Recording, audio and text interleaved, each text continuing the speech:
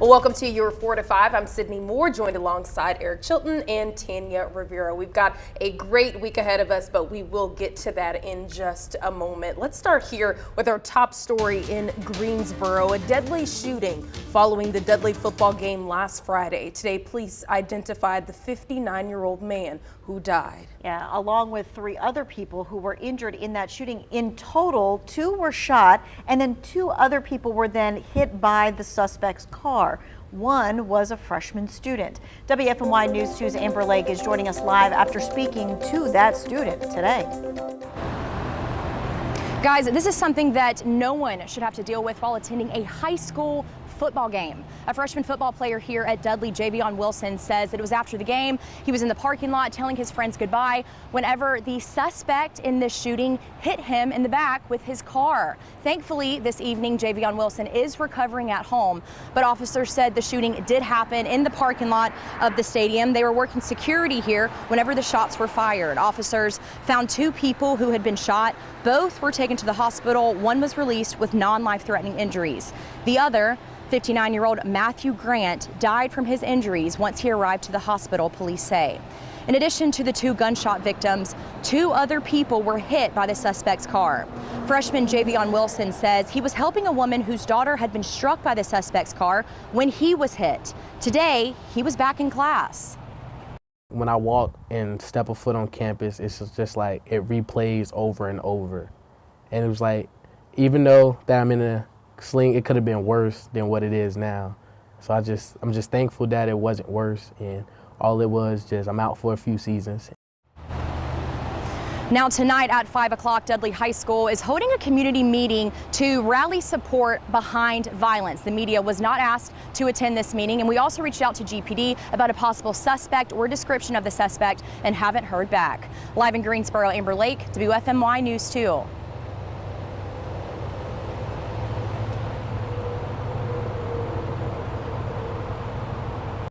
Amber, thank you. Today, Guilford County Schools sent a letter to parents regarding the deadly shooting at Dudley High School. In it, Superintendent Whitney Oakley said the incident happened within 50 feet of 2 on-duty police officers. She says despite a well-planned and peaceful game, a person not affiliated with Smith High School or Dudley High School was shot and killed. Dr. Oakley says she looks forward to speaking with parents about the incident and is committed to finding a community-based solution.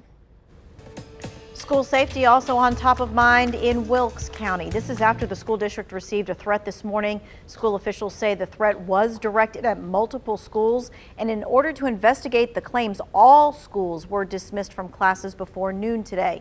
Yadkin County Schools also dismissed students and staff today before noon. The district confirmed a bomb threat was made. No word yet on if classes in either school district will resume tomorrow. Let's get to your 4 to 5 roundup now. In Eden, a 39-year-old man is dead after a shooting in a bar parking lot. Police say it happened early Sunday morning outside of the Rabbit Hole. They say the man died at the scene after being shot multiple times. Investigators say the shooting was sparked by a fight. Right now, they believe the man was just a bystander. No word right now on if the police have a suspect. In Winston-Salem, police are cracking down on massage parlors. Detectives arrested 7 people accused of operating illegal massage parlors in several cities, including Winston-Salem and Greensboro. The Forsyth County Drug Task Force started investigating the illegal parlors at the beginning of the year after receiving multiple complaints. Detectives say 2 female suspects were connected to 10 illegal parlors, including 2 in Winston-Salem on Mill and Thurston Streets. An update in the deadly home invasion and kidnapping across 2 triad cities. Today, High Point Police confirmed it's working with Kernersville Police on the case. KPD says 2 people were kidnapped by 2 suspects on Old Salem Road. It all happened early last Thursday morning. Investigators believe the suspects drove the 2 people from Kernersville to a home in High Point. Their officials say the suspects shot and killed a 27-year-old man before leaving the scene. The 2 kidnapping victims were able to escape. This is a developing story. Guilford County Commissioner James Upchurch is resigning from his seat. This morning, the county announced the move, which goes into effect as of midnight. Upchurch's departure will leave the county's 6th district seat vacant. The soon-to-be former commissioner says he accepted an opportunity in another state. Well, you couldn't ask for a more perfect forecast in the short term. And really, even when we get this cold front moving through, happens this weekend, we're going to see much cooler air moving in for Sunday and the start of next week as well. You'll see that in a moment. But look at these temperatures. Comfortable. 80 in Greensboro, 82 Burlington, a high point. Winston-Salem at 80. We go to 79 for Wilkesboro. To the south, warmer, of course. Troy around 85. And Pinehurst are in the lower 80s as well. Tonight, 58 degrees, mostly clear, and tomorrow sunny again, and yet another kind of a copy of today, right? 80 degrees, all sunshine. In fact, when you look at our satellite and radar combo, so there's the local shot, right? Not a cloud in the sky, obviously no rain. Now we go out to the wide, and we had to take this way out to even see cloud cover and rain. You have to go back to Texas. That's the influence of this huge ridge of high pressure that's over us, and will continue to control our weather for the next couple of days here. We do see, as we mentioned, that warmer air in the short term, but the approaching cold front could be strong enough. Now, not really a wet cold front, but just the air with it. We'll put a 20% chance in of a shower as we head into Saturday. But take a look at the 7-day, and you'll see the only mention of rain is really Friday, Saturday, and it's only at 20%, so not a big deal there. But the influence of the front is huge. From 80 tomorrow to 79 and 78 for Wednesday, Thursday, and Friday, but 60s and 40s as we head into the second half of the weekend and the start of next week. October is Breast Cancer and Cancer Awareness Month, a time to highlight efforts against a disease that really has affected so many. Traditionally, you think about cancer as being a disease of older people. That, of course, is changing. In fact, in the United States, medical professionals recently lowered the guidelines to start colon cancer screenings from age 50 to 45 and breast cancer screenings from 50 to 40. Greensboro woman who battled the disease even earlier than that. Have a good day, babe. For Greensboro Mama 2, Shanae Kelly, life was rolling right along. She just moved to a new house and was graduating with her master's degree from North Carolina A&T. I was on a high, from completing that, and then boom. The 33-year-old found a lump during a self-breast exam. Doctors confirmed her fear. When you hear cancer, you just automatically think the worst. Shanae says the hardest part was telling her 11 and 6-year-olds. I allowed her to ask me as many questions as she wanted, and she did. And of course, one of them was, will I die? And I told her, absolutely not. I'm gonna fight this thing. So that was hard for me to just look her in the face and give her this confident answer when I was halfway confident myself. With no family history of cancer, Shanae is part of a growing and disturbing trend of young adults facing the life-threatening disease. Over the past decade, the number of people diagnosed with cancer under 50 has gone from 100 out of every 100,000 people to 103 out of every 100,000 people. Not a huge increase, but enough to worry doctors, like Novant Health's Judith Hopkins. She treated Shanae. What it suggests to us is that we are doing something wrong. And whether that something wrong is too much radiation in the air, climate change, not the proper foods, is difficult to know. But we are doing something wrong when we're seeing an increased risk of malignancy in younger people. To protect yourself, Dr. Hopkins says get regular exercise of at least 30 minutes a day, 7 days a week. Jog, dance, stair step, Wii Fit, elliptical, rebound, treadmill, exercise bike, hula hoop, you name it, but something that gets your heart rate up. Plus a minimum of 5 servings of fruits and vegetables every day, and at least 7.5 hours of sleep every night. When you aren't getting an adequate amount of rest, your body is not having the time to clear toxins. And so that affects our ability to prevent cancer. You need to avoid tobacco, marijuana, street drugs, vapor cigarettes, carbonated beverages, and we need to limit our alcohol consumption. It might sound like a lot, but Shanae says we all must take our health seriously. Cancer doesn't discriminate. Doesn't have a color to it, doesn't have an age to it. When you have an ache, you have a pain, you discover something, go seek help. That's what the doctors are for. just listen to your body. After a few rough months, Shanae's cancer is in remission, and her life is expanding with possibilities. She took her daughter to see Beyonce to celebrate, and I just want to live life. We're traveling. We all put like different places we wanted to travel to in a hat. Happy. We have a lot of life to live and a lot of memories to make. we're so glad she's doing better. Hey, here's one more reason to take your health seriously. Another report in the Journal of BMJ Oncology predicted the early onset cancer rates will increase even more worldwide, growing by 31% by 2030.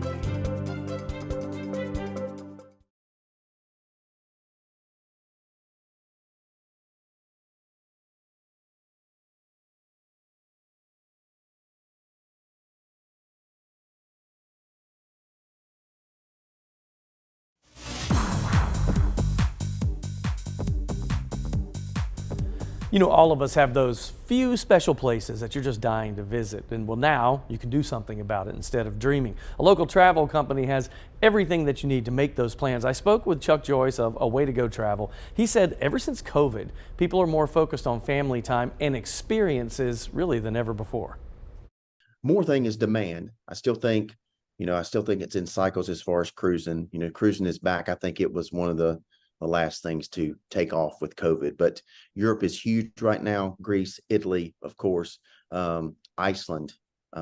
It is a hot spot and we have the nonstop flights out of Raleigh.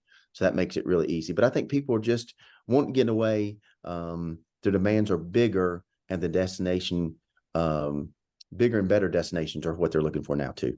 All right, so obviously big trips can mean big money, but Joyce says you have to know the ropes to save a little cash. Things are more expensive, yes, because of demand, just like in anything else. But people don't realize us as travel advisors are going to find you the best deal and the best price on anything that you're not going to find online or calling direct. People like to call direct. We have a promo code that's going to save you money. So there are deals out there. And I think that, the destinations that maybe are a little bit behind or things like that, they're going to have more promotions. A cruise line that has a destination that needs more people, they're going to definitely have a promotion. So people think, I know you've dealt with this before when you have travel in the 5:30 segment, but people think, oh, I'm not going to a travel agent because they're just taking money, but they still save you money, even though they're getting paid because they know the ins and outs of the system. So this show is called the Around the World in an Afternoon Luxury Travel Showcase. Big long title. That is this Sunday from 1 to 4 at the Blue Heron event in High Point, and you have to RSVP on their website, and we'll link you up on our website. What a cool opportunity. There's so many places that I've never gone to that I want to go to, so that seems like a really cool opportunity to look into. One place that's your next big one. I know I want to go to Iceland. I want to see the Northern Lights. It's on my bucket list. Wow. That he said that's huge right now. Really? Iceland is big. What's on your bucket list? So I've still never done Europe, so that's like low-hanging fruit. I need to do that. But for me, the first thing would be England because we've traced our ancestry back to a specific town. And you need to go. And I want to go to that town and see the church and where all my ancestors came from. I love that. It'd be Venice, Italy for me. Italy. Yeah. Another beautiful spot. Yeah, that's where I'd like That'd to be go. number 2 for me, too. Sign me up. All right, we'll be back in a minute.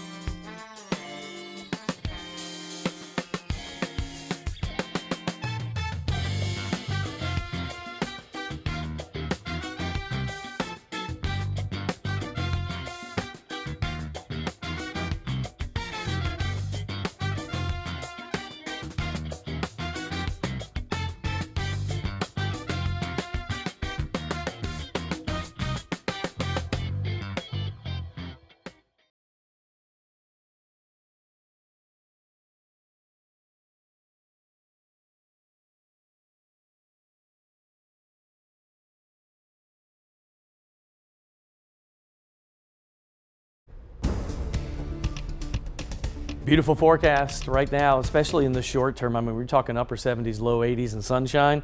Not much better. It doesn't get better in North Carolina in the fall, that's for sure. We're actually a little warm for this time of the year, but don't worry, Mother Nature's going to do a 180 on us, and by the end of this weekend, we may see 40s for lows, so get ready for fall to really start to knock on the door. Look how clear it is across the area. In fact, you have to go all the way down to Central Florida to see any showers, and even that's just a few little sprinkles. The heaviest rain on this, even in the southeast, you have to go back to Dallas and Houston to see any rain. That's a massive high pressure ridge. Now that stays in control today and throughout the day tomorrow, we think as well. You see it's kind of meandering a little bit to the east, and that's about it. I mean, that stays in control. Now, the next cold front, that moves through, and we bring a rain chance, but it's very slight.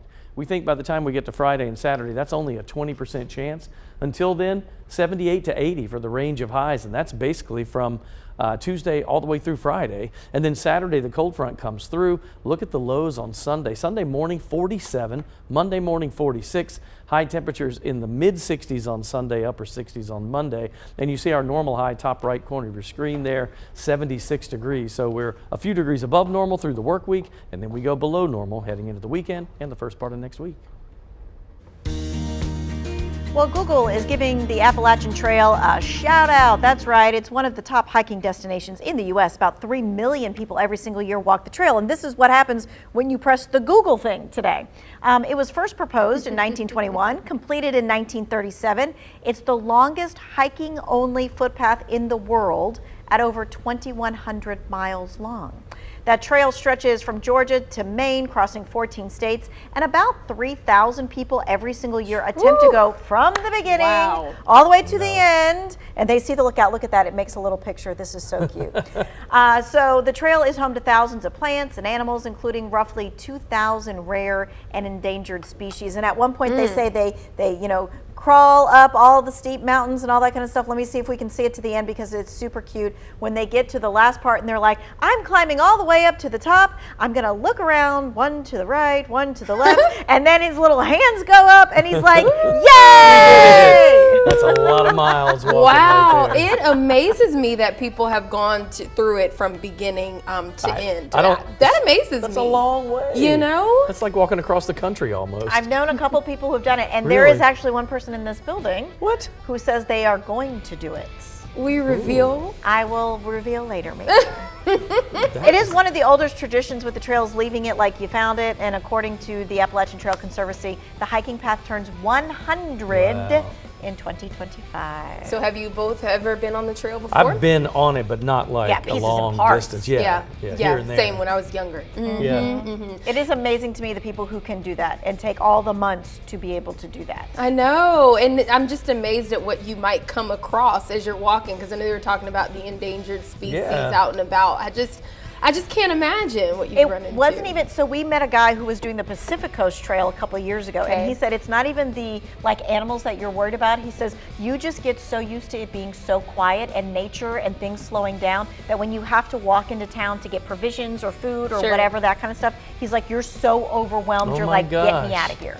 Because you're used to being in the quiet. Wow, oh, that's an interesting perspective. I can handle that for a little bit, and I think I go crazy. We're going to take a break. We'll be right back.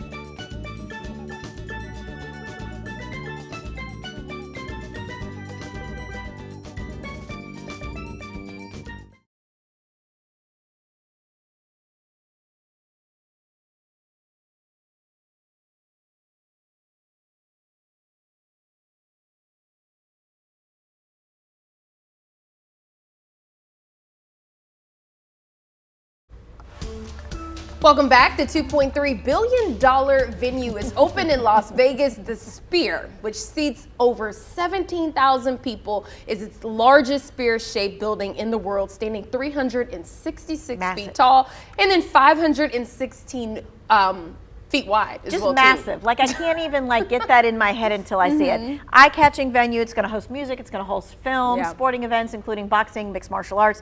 Here's more on how the Sphere is making an impact on architectural industries. Looks good, it fits well. All eyes are on the Sphere for those walking the strip like Alex Hugh and Christian Lorenas. We saw the Mortal Kombat ad on it yesterday, and I thought that was really cool. Since its first display back in July, the Sphere has been putting on an eye-catching show, with tourists and locals getting a front row seat to all the action. The Sphere is really just the latest in a lineup of architectural learning opportunities that we see just in our own backyard. Glenn Nowak is the founder of UNLV's School of Architecture's Hospitality Design program, where students analyze structures on the Strip and envision new ways to make it better. I'm excited to see some of my own students in the Master of Architecture program have played a role in things like the commissioning of the Sphere, where they're as part of their internships or part-time practicum experience, they're looking at the building system performance. According to MSG Entertainment, the 580,000 square foot exosphere is made up of LEDs, with each one being the size of a hockey puck. We can actually see this building transform and impact people's emotions within seconds. And that's what's really fascinating, drawing people's attention. Nowak says the Sphere's architectural integrity is all thanks to a design team working with various consultants to not only ensure the outside is safe and intact, but the inside too. So it's really a sphere within a sphere, and between those layers, lots of catwalks and the ability for service and maintenance to get in and around. Nowak says traffic and future construction around the Sphere will impact how future developers address those concerns as the city continues to build. So over the weekend, the Out of This World venue hosted U2 as the band held its first performance there in lines with U2's Las Vegas residency, and hundreds of celebrities, of course, were in attendance, and all of them were completely in awe. And Eric, you said that you've seen a lot of videos on TikTok and social media. Can't stop watching it. So Aaron Paul and Bryan Cranston from Breaking Bad went together to that U2 concert, and the video they were showing, it's like it looks like you're in the daytime in a desert. And then there's U2 on the stage, and then it starts to morph, and it looks like a bunch of clocks and objects coming at you. It's like a 3D show. Wow. This is a bucket list for me now, to see a band that I love there. So Anthony Mason from CBS this morning interviewed U2 the day before they were actually going to go live to talk about how rehearsals had gone and stuff like that. And he's like, so how's it going? And he's like, that's the worst question for you to ask me. He goes, the last, rehearsal that we had was awful.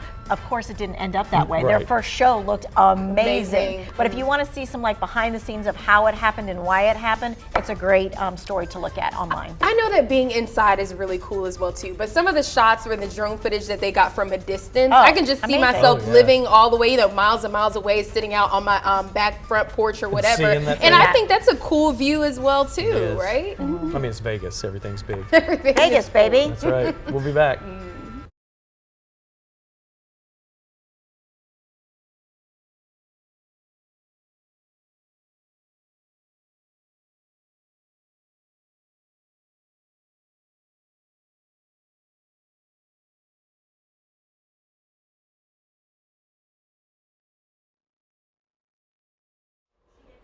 Hi, mic check 1 2 3. Mic check. Mic check.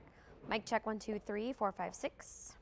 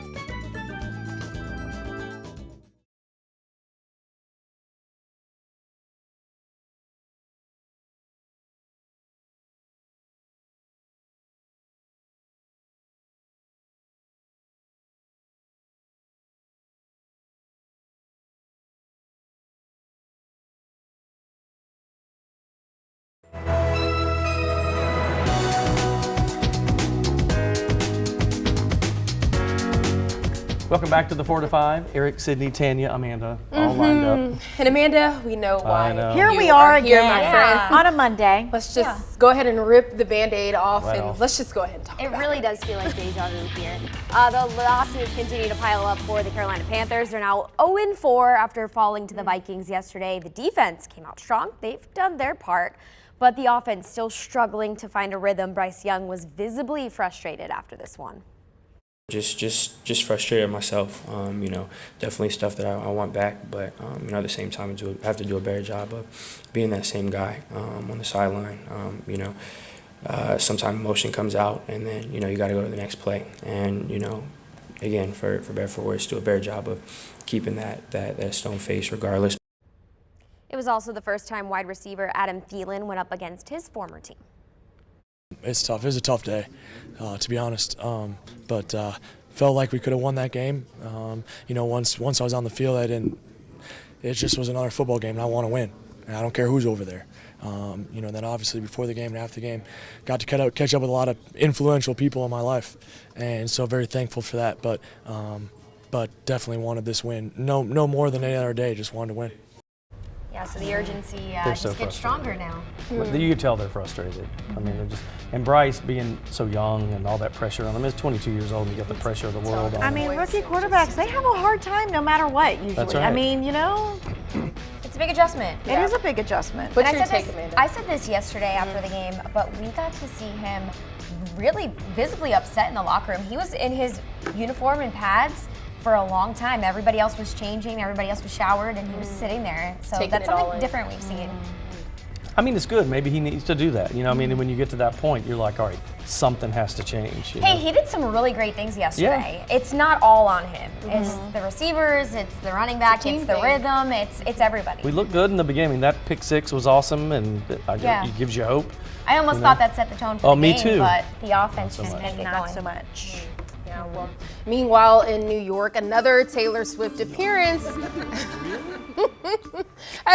at a Kansas City Chiefs football game. So she watched her new romantic interest, Travis Kelce, help the Chiefs beat the New York Jets last night, and Swift was spotted in a luxury box with her friends. And right there, Kelce's mother. One expert says it's incredible to see the impact Swift and her world tour is having on the NFL and the economy.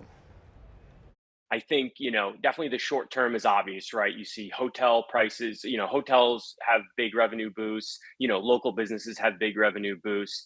The long term effects, it's a little bit of a wait and see, right?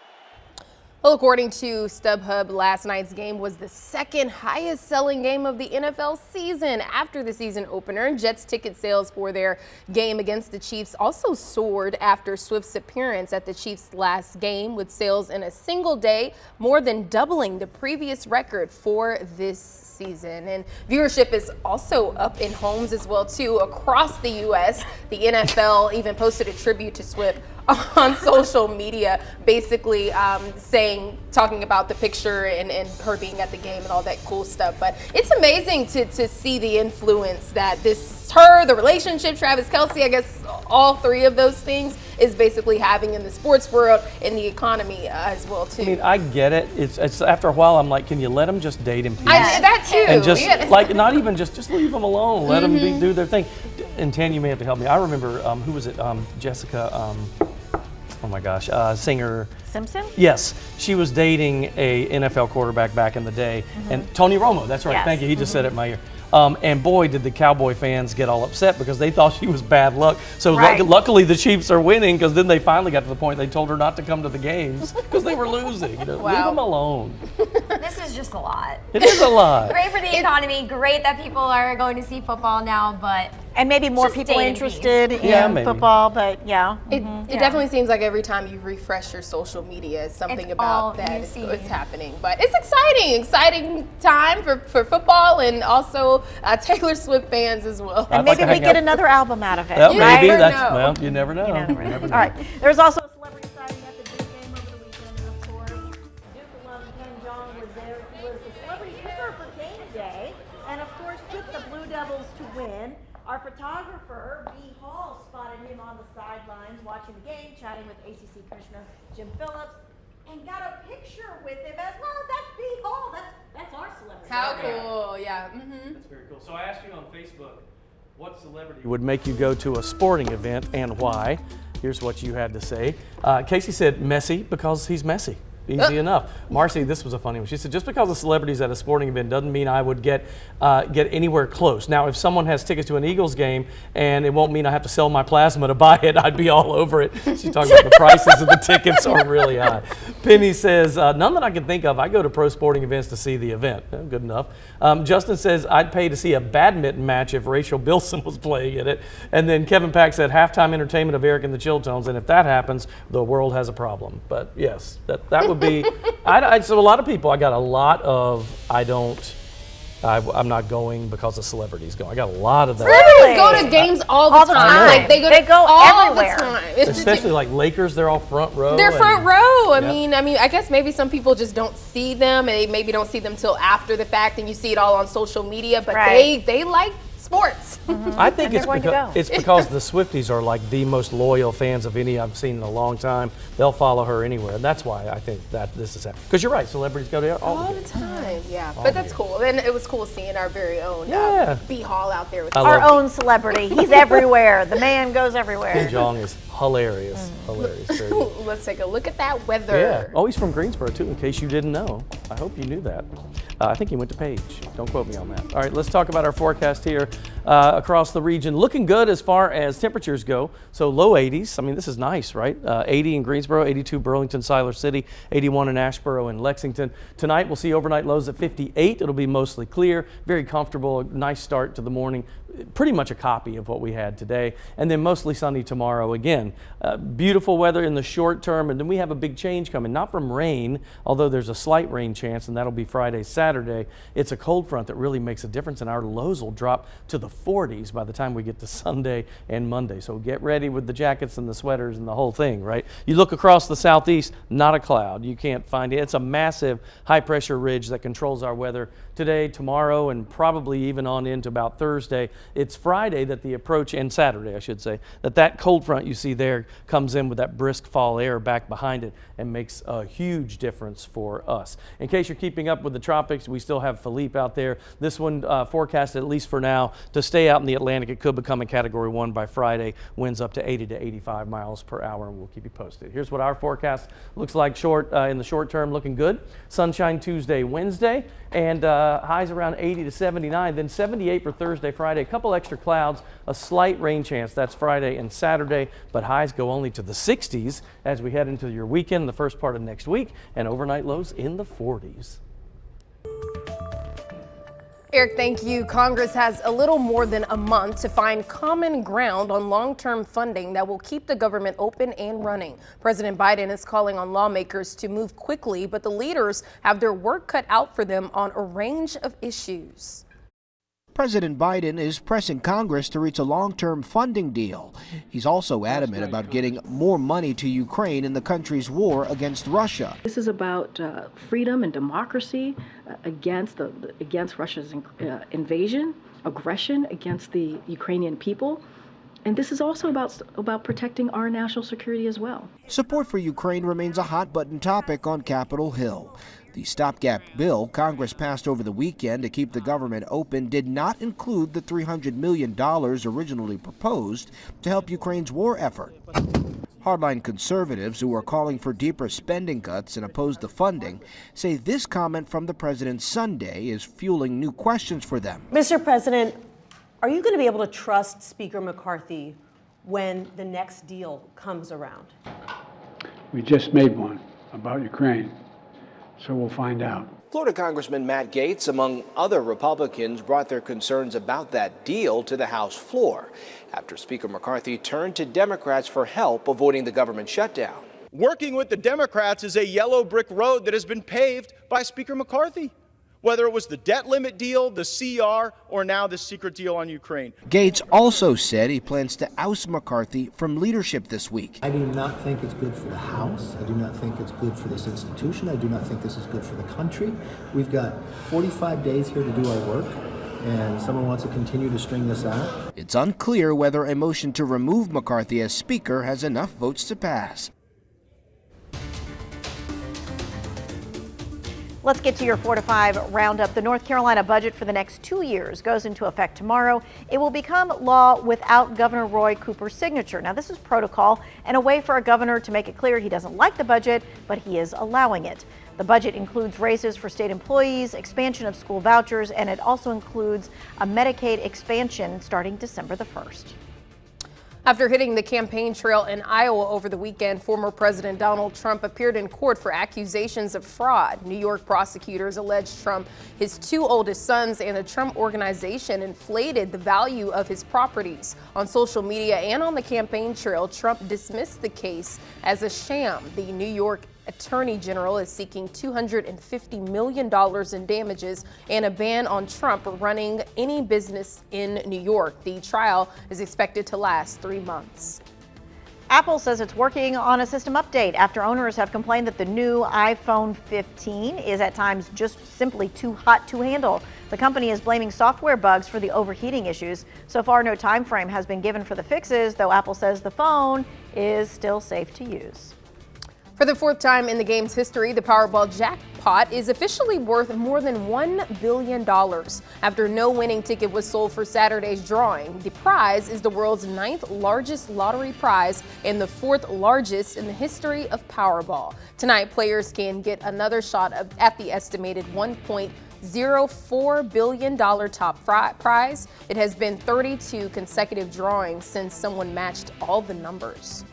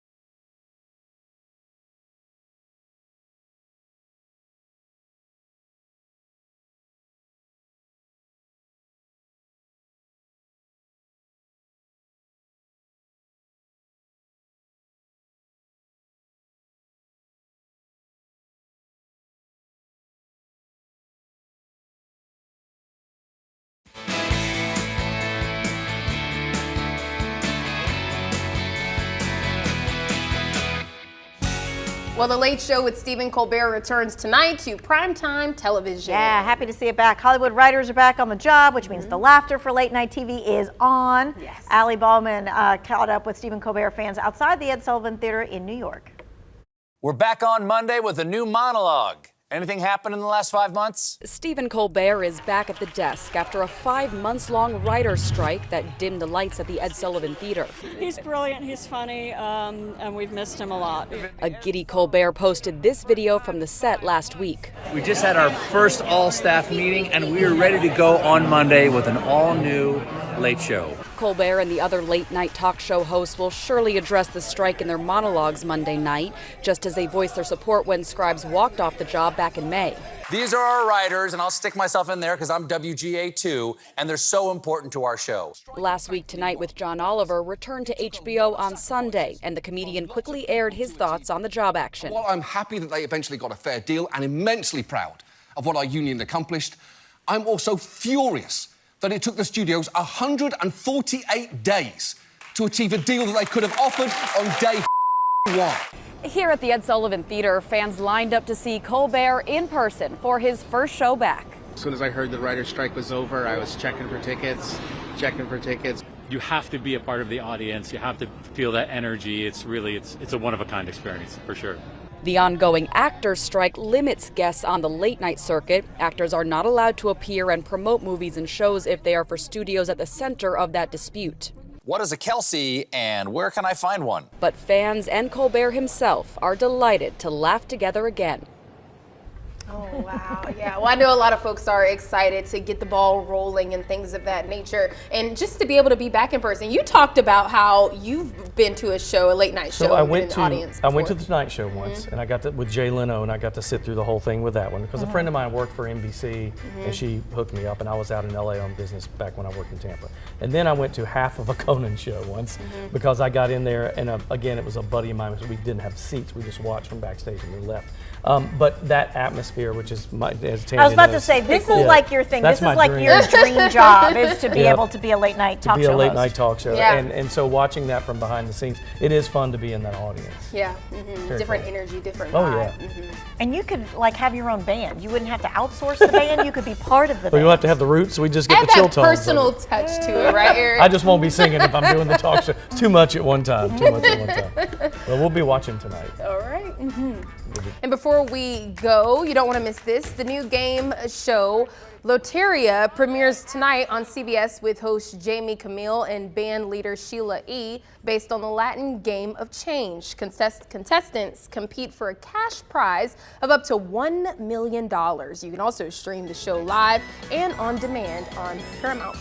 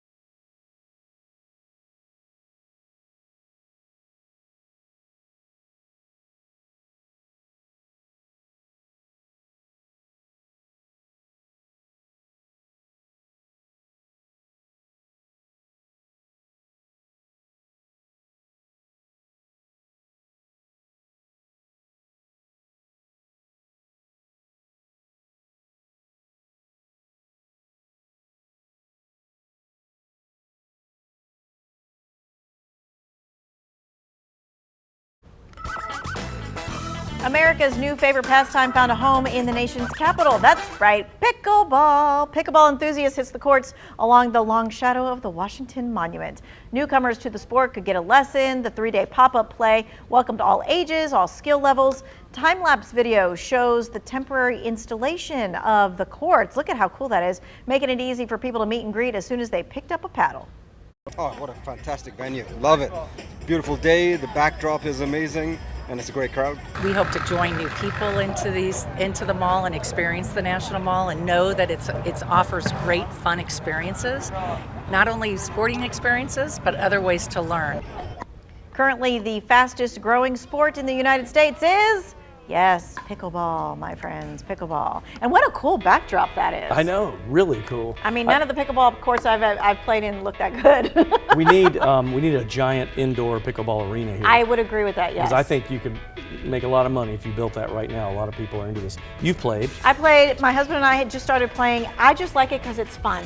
We laugh a lot. We make a lot of mistakes, Right. whatever. But you're out there, you're moving, you kind of feel good. You've got an exercise. And it's Playing real a game. exercise too, right? Not just people think It like, is. oh, it's not tennis. Oh no, but- it really is exercise. Especially if you don't have like doubles to play with, and Mike and I are playing each other and stuff Oh. like that. So we're like running from one side to the other and whatever else. And when you're not good, when you're not good, you run a lot more. Have you?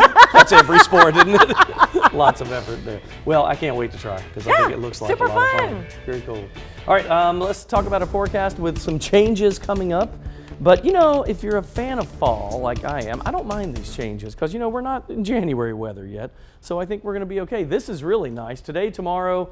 Really Wednesday and Thursday, I think we're going to be in good shape. The changeover days are between Friday and Saturday, and that's when we drop. Highs will be in the 60s. So our overnight low tonight in the upper 50s, and our highs will only be about 8 or 9 degrees above that by the time we get to the second half of the weekend. We're in the low 80s right now, though, and tonight, that low of 58, mainly clear and comfy. Tomorrow, mostly sunny. Another day just like today in the low 80s, and we're all clear. I mean, you go all the way out to the big shot here back to Dallas. You have to go to Texas to see any rain because of the ridge of high pressure. So that means good stuff for us, especially in the short term. Between about 78 and 80, that's the range of high temperatures. That's it, 2 degrees between tomorrow and Friday. The difference, all sunshine Tuesday, Wednesday, partly cloudy Thursday, variably cloudy Friday, Saturday with a 20% chance of a shower. Cold front moves through Saturday. We're looking at 69, but look at Sunday morning, 47, then a high of 66, and then mid-40s Monday morning and a high of 68.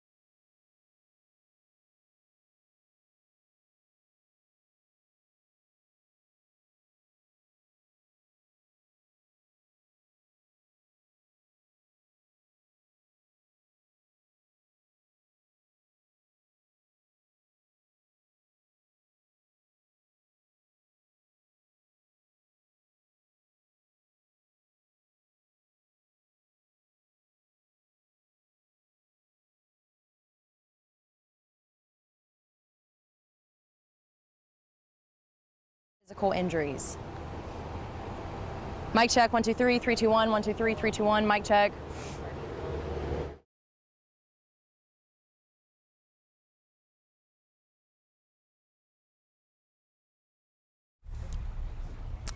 Oh darn, have to do weather outside in the beautiful weather. 1, 2, 3, 4, 5. Hey, Brett, 10987654-321-32. Hi there. Michaela, can you help me move this table? You know what? I am... Hey, ice cold milk and an Oreo cookie, they forever go together like a classic combination. Test, test, test, testing, 1, 2, 3, test, test, test, testing.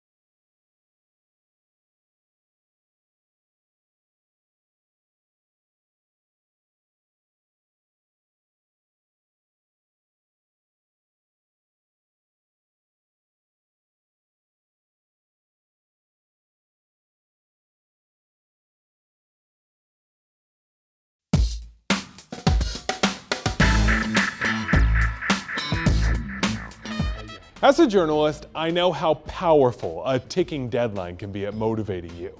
But when it comes to running America, we should not be living deadline to deadline, wondering if our federal government will stay open or shut down again. After narrowly avoiding a shutdown this weekend, Congress already faces another looming shutdown in less than 45 days. That's because they only passed a temporary bill to keep things going. The politicians in D.C. could not get anything more substantial done. That means our brave men and women in the military are still wondering if they'll have to go without pay for a while. Moms of hungry kids are still stressing about if they'll lose food stamp assistance. And some are holding off on planning trips to national parks, which might shut down. I'm not the only one frustrated. Over the past 20 years, Gallup polls show the approval rating of Congress has gone down from 41% to 19%. It's more than partisan gridlock causing the problem. Even in their own parties, some politicians are having a hard time working together. When did we forget how to be a team and compromise?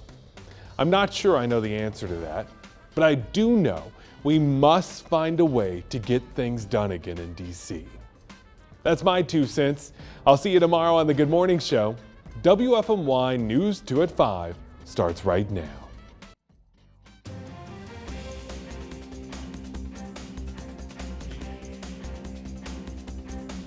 This must stop. That's a quote from Guilford County School Superintendent. This after a deadly shooting at a Dudley High School football game this past weekend. The shooting happened in the parking lot 50 feet from 2 police cruisers with lights flashing. In the end, 2 people shot,